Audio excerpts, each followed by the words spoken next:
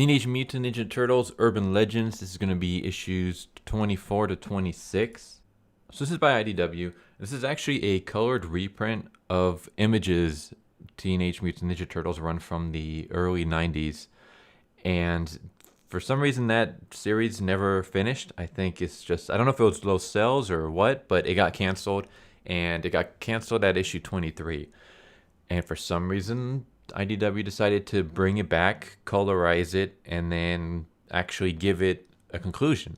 So for anyone who read that series and spent all that time wondering how it would have ended, well, now you kind of get, your closure. Except it's kind of a rush job, I will say that. Anyways, let's start with issue 24. So of course there's going to be spoilers in this review. So we have Pamiko. She's now teaming up with the Ninja Turtles after fighting Raphael. Raphael beat her, and rather than murder her, he spared her life, and because of that, she now owes him a debt, and I guess that debt turns to friendship. So she now joins in the Turtles. Also, Leonardo lost his hand. It got bitten off by a giant salamander. So yeah, not only pretty much every Ninja Turtle in this got mutilated in this series, except for Michelangelo. Michelangelo is the only one that came out unscathed. Not only did he come out unscathed, but he also got a girlfriend out of it. So yeah, out of everyone, he did the best. Because Raphael had his face melted. Donatello he became a quadriplegic, and then his body was eaten by rats, and then he became a cyborg, and now he's kind of still half human, half robot. And Leonardo loses his hand. So the Turtles bust in to a hospital because they believe that Kurai is the new Lady Shredder. So for anyone who doesn't know, Raphael was the Shredder, and then the Foot Clan from Japan came over, and basically they wanted to find out if Raphael was worthy enough, and that's when he fought Pamiko and stuff. And during that fight, someone else took over the Shredder armor and took over the Foot Clan. So now there's a Lady Shredder, and the series ended before the answer of who is Lady Shredder was ever answered. So all we knew from back then was that it was someone that Raphael knew, because the way that the Lady Shredder referred to Raphael, like basically it's like, you don't recognize me, like I'm someone from your past. So there's been a lot of theories on who exactly it could be, and I guess a lot of them was either Kurai or her daughter. Well, it's neither of them in a way. Kurai is in New York, but she is there just to be with her daughter, who is brain dead. Meanwhile, Warlord Komodo shows up. You guys might remember him from an earlier issue. I actually did a review on that. And female Lady Shredder shows up. And he basically gives Pamiko her backstory. It's really quick. Just basically, Pamiko's mother used to be an assassin, and she went after Orokusaki Shredder, and what became, an attempt to murder him became a fling, and then she got pregnant by him, and Warlord is actually Pamiko's uncle. There's, I guess family beef between them, and then we have like a fight scene. Leave off there for this group, for this issue.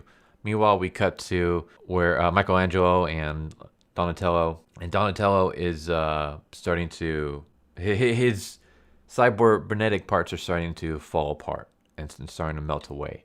Meanwhile, as this is happening, Donatello is trying to communicate with Splinter, because I guess the series, they kind of left off to make it seem like Splinter died, and he didn't. He's just kind of comatose, like his soul is no longer in his body, kind of thing. So Splinter is alive. I felt like that might have been somewhat of it seemed kind of like a cop-out, just because they make it really seem like Splinter is dead. Like they end it with, like, it looks like he's holding, the turtles are holding his dead body. And then it's like, no, he's alive, he's okay. It's just that his soul is no longer in his body, so we have to try to track it down. So that felt kind of off. Maybe it was just a bit too rushed. That's kind of my feeling on the last 3 runs. I feel like it's too rushed. Anyways, Donatello's parts are falling apart and trying to find a new host. They're trying to latch on to anyone that they possibly can. And that's kind of where we end off there. So then we have issue 25. In issue 25, we have the conclusion to the battle between Lady Shredder and Warlord and the Turtles and Pamiko. And it ends with Kurai's daughter starting to melt. And it turns out that the daughter is actually a alien. And it was just there just to... It was just there just to kind of act as a duplicate. The real body of Kurai's daughter is actually in Lady Shredder's armor. And I said before that Kurai's daughter is not Lady Shredder. Well, that's still the case. It turns out that the answer to the question of who is Lady Shredder after 20 years, the answer is that Lady Shredder is the armor. The person behind the Lady Shredder armor is the armor itself. So the armor is sentient, it's alive, and it took over the daughter of Kurai. It took over her body, and Kurai's daughter is basically just brain dead. Like, so it's pretty much just an empty vessel, and the armor controls everything. And it's funny because the turtles are just kind of like, all right, well, I guess that's that, and then they just leave. It's kind of like, all right, I mean, your enemies are right there in front of you. Why are you just gonna leave all of a sudden?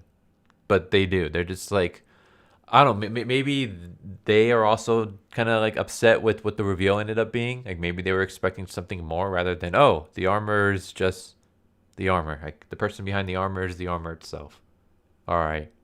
Maybe they were like disappointed because yeah, they just, all of a sudden they just stop and they're like, all right, let's leave. We're going. And Pamiko leaves. And this is kind of dumb because they basically leave Kurai alone with Lady Shredder and the Warlord. And Lady Shredder stabs Kurai, and it seems like Kurai is basically going to die. And then we cut to Splinter finally waking up, and it turns out that the wrong soul is in his body. The back at the Foot Clan, there's this, I forgot his name, but he's like he knows like the mystic arts and stuff like that, and he's the one that actually betrayed Raphael and stuff. And his soul is actually stuck in Splinter's body, and Splinter's soul is stuck in his body. So meanwhile, the cybernetic parts have pretty much fallen off of Donatello. There's still some left, but they're no longer able to control him. And our little alien buddy over here, the Doctor, is able to create a metallic shell for Donatello that he can use while his real shell grows. So yeah, basically Leonardo, remember how his hand gets cut off? Well, his hand regrows, and Donatello, like his shell was all busted and gone. Well, now it's regrowing. And I felt like this was also kind of a cop-out because I don't remember the turtles ever having regenerative abilities. I could be wrong. It's been forever since I've read the comics. I'm more of a movie and TV show kind of guy. Like my knowledge of the turtles is mostly from movies and TV and the cartoons and stuff like that, and the video games. I've pretty much played every turtle video game, watched every turtle TV show, watched every movie except for the Michael Bay ones because they look like garbage. But yeah, my knowledge of the turtles is more of everything besides the comics. So I don't really remember them having regenerative abilities, but they do. It's like they're able to grow body parts apparently. So yeah, everyone's going to end up being fine in the end. And yeah, the turtles decide to put on a little baby dog harness, whatever you want to call those. Like usually you see those for dogs, but I've seen people walking their kids like that, and it's so weird. I'm kind of rambling on that, but yeah, they put a harness on him and they have him lead to where the Splinter is, so that they can go, save their master. And here we go, the issue 26, the final issue. This is where everything finally gets wrapped up, and we get our closure, our conclusion to a series that came out over 20 years ago. I will say that this image is so freaking badass. I love it. I get rid of the bottom part and just have the top part, and I would totally want that as a poster. Like I would totally frame that on my wall. That looks so cool. So yeah, the turtles, obviously they come out of their sewers and then they find out where the Foot Clan is hiding out, and they break in, and we have basically a fight scene as they fight their way through all the Foot Clan soldiers and stuff like that. And eventually we get like a showdown. So Warlord, his brother shows up, and the brother is the salamander that end up biting Leonardo's hand off, and Warlord orders him to kill Pamiko, but he refuses. And he refuses because when he was injured and on, death's door, Pamiko is the one that helped him and, nursed him back to health. So he refuses to fight her. And that's kind of how like that situation ends. They instead turned against Komodo and end up Warlord and end up killing him. Meanwhile, the other turtles discover what the Lady Shredder's plan is, and her plan is basically to use the robot parts. I say that like Lady Shredder and the cybernetic parts are two different people. The cybernetic, as Lady Shredder, decides to create more creatures that it can infect. That way it can have like a whole army of these cybernetic creatures under its control. Anyways, the turtles come up with this antidote that will basically kill all the cybernetic parts, and it was created by Dr. X. Dr. X was the crane-looking guy that we saw in an earlier panel. That's happening, and they end up destroying Lady Shredder's plan by doing that. Meanwhile, they free Splinter from one of the canisters, and the Foot Clan dude switches his body back, and his name is Chang, and Chang ends up dying from doing that. The explanation is kind of weird. He just says, so Michelangelo's like, his body, is it dead? And Splinter says, with no anchor, his chi is adrift, lost. I don't know how his chi is adrift, but I guess maybe in the soul switching, his soul didn't go anywhere. Meanwhile, Splinter still went back into his original body. I don't really know. It doesn't really explain anything, but yeah, he's gone. And of course, then we get our final showdown between the turtles and Shredder. And yeah, Shredder is kind of off her game. Its game. I don't know what I guess I would just refer to her because she refers to herself as Lady Shredder, even though it's technically a robot. But she's off her game because she realizes that her plans were all destroyed. And the turtles beat her by basically spraying her with airsoft cans. I'm not joking. They basically use bug spray. They even say they say douse her with the bug spray. And I guess the bug spray melts the cybernetic parts and kind of destroys it. And all that's left is the naked body of Kurai's daughter, and they decide to just let her die. Michelangelo even asks, like, should we put her back on life support? And Splinter's like, the body, like, the girl has been dead a long time. Let's just let her rest in peace. This is kind of weird, because, I mean, I get the whole, like, she's brain dead. She's never, she's basically a vegetable. But it just seems weird that, I guess it's a mercy kill. But yeah, the turtles just basically let her die. And meanwhile, Kurai is still alive, but she's injured, so she's still in her vat trying to heal. And yeah, we end with the turtles all going back to their farm, and there you go. There's the end. So that's the final 3 issues of Teenage Mutant Ninja Turtles Urban Legends. I'm glad to get closure. I'm glad that would people get their questions answered and stuff. Obviously, it's rushed. It's really, really rushed. I don't know why they rushed it. The ending is based off of the original plans. So everything that I've described and stuff like that was what's going to happen in the original image run.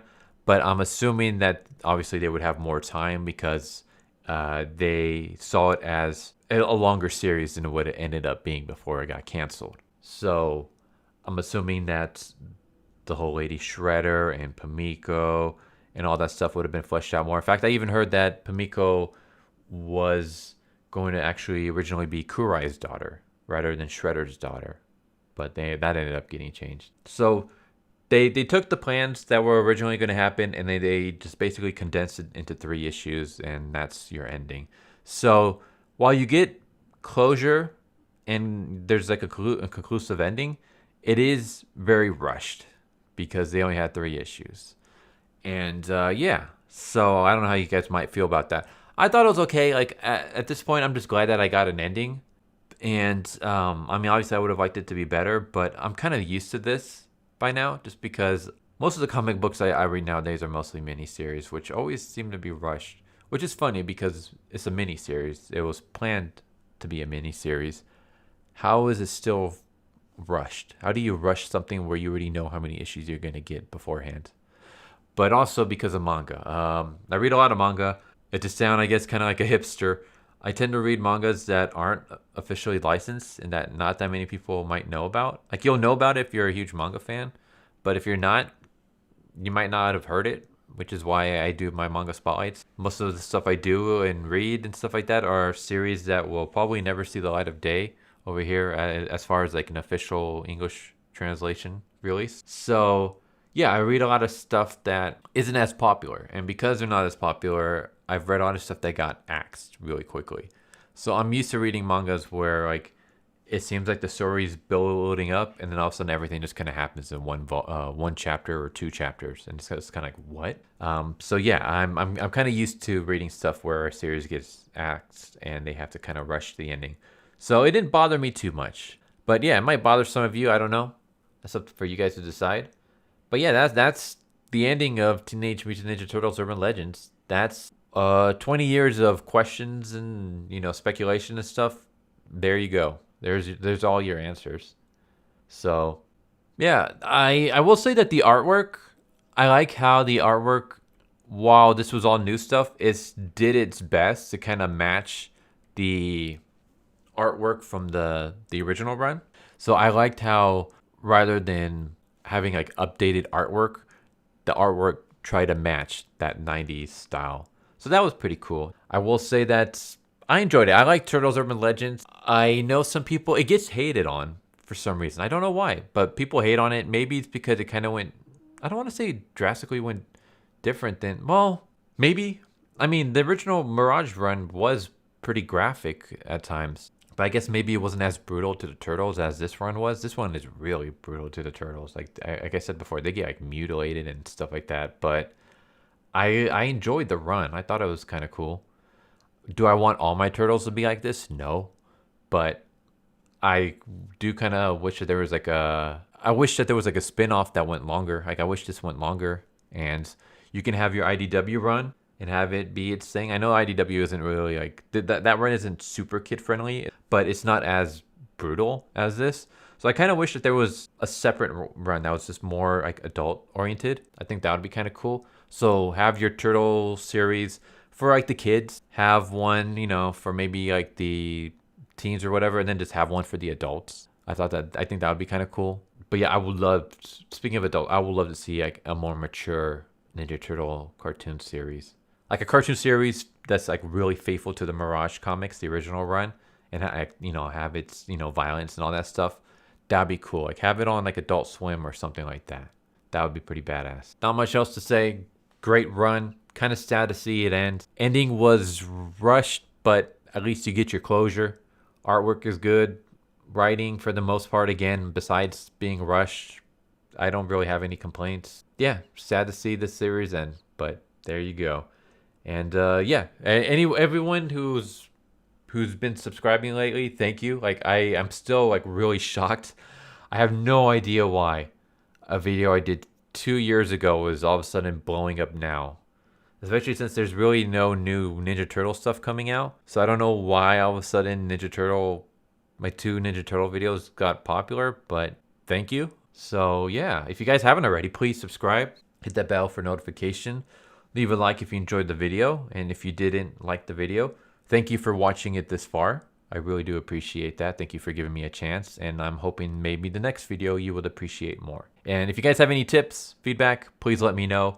I know a lot of people in the last video were pointing out how it took me forever to get to the actual review. So that's something I've been trying to change. I've been trying to basically jump straight into the views at the beginning and then save my rambling and reminiscing for after the review is done. So basically the first half of the video, or the first 2/3 of the video, will be the actual review.